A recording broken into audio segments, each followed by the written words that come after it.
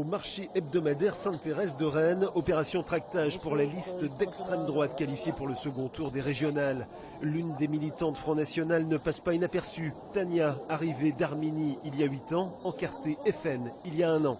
Notamment, c'est la conservation de l'identité nationale, la culture française et bien sûr le patriotisme économique, vu actuellement que les entreprises françaises, les entreprises locales, ils n'arrivent pas à s'en sortir, que la concurrence est rigide sur le marché.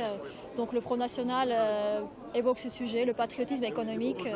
Du coup, voilà, on espère que la France va sortir, surtout économiquement. Et ces marchés traditionnels sont les lieux de prédilection de communication du Front National. Nous aimons beaucoup les marchés parce qu'on y rencontre le peuple français, on y rencontre les gens directement et c'est plus facile pour discuter, parler avec eux. Alors quant aux réunions publiques, j'en fais une ce soir à Lorient, nous en faisons également, mais c'est vrai que j'ai décidé, ça a été d'ailleurs la stratégie pendant toute ma campagne, depuis 6 mois, de privilégier les marchés sur toute la Bretagne. Et à l'heure où je vous parle, dans toute la Bretagne, à chaque fois qu'il y a un marché, il y a des militants du Front National.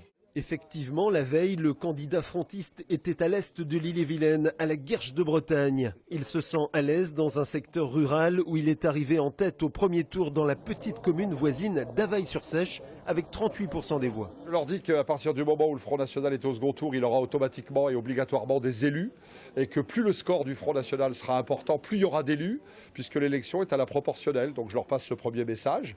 Je leur dis également que face à Jean-Yves Le Drian et face au Parti socialiste qui vont probablement gagner dimanche, il faut construire une réelle opposition.